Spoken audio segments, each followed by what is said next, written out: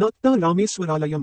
ఇది పశ్చిమ గోదావరి జిల్లా పెనుమంట్ర మండలం నత్త రామేశ్వరంలో గ్రామంలో ఉంది. నత్త రామేశ్వరాలయం ఒక విశిష్ట దేవాలయం. ఇక్కడ ఒకే ప్రాంగణంలో 3 శివాలయాలు ఉన్నాయి. ఈ ఆలయ విశిష్టత మార్కండేయ పురాణంలోనూ, వాయు పురాణంలోనూ ఉంది. శివలింగం ఏడాదిలో 11 నెలలు పూర్తిగా నీటిలో మునిగి ఉండడం ఒక ప్రత్యేకత అయితే ఈ స్వామి పశ్చిమాభిముఖంగా ఉండడం మరో ప్రత్యేకత. రామేశ్వర లింగం. త్రేతాయుగంలో శ్రీ రామచంద్రుడు సీతా సమేతుడై వచ్చి ఇక్కడి స్వామివారిని దర్శించుకొని నత్తగుల్లలు, ఇసుకతో శివలింగాన్ని తయారు చేసి ఈ ఆలయంలో ప్రతిష్ఠించాడని, అందుకే దీనికి నత్తాలింగేశ్వరుడని పేరు వచ్చిందని నమ్మకం. దీని పేరు మీదనే ఈ ఊరికి నత్త రామేశ్వరం అన్న పేరు స్థిరపడిందని భక్తులంటారు.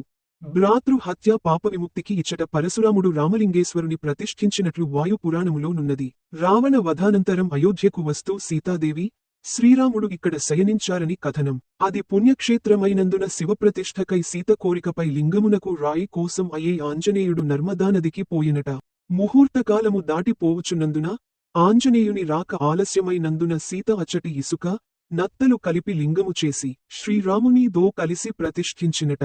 పరశురామేశ్వరుడు ఎప్పుడూ నీటిలో ఉండుటచేత ధవళలింగం గోధుమలింగంగా మారిపోయింది. పశ్చిమ గోదావరి జిల్లాలో తణుకు పట్టణం నుండి ఈ క్షేత్రం 14 కిలోమీటర్లు దూరంలో ఉంది. తాడేపల్లి గూడెం నుండి 28 కిలోమీటర్లు, అత్తిలి నుండి 6 కిలోమీటర్లు, మార్టేరు నుండి 15 కిలోమీటర్లు దూరంలో ఈ క్షేత్రముంది.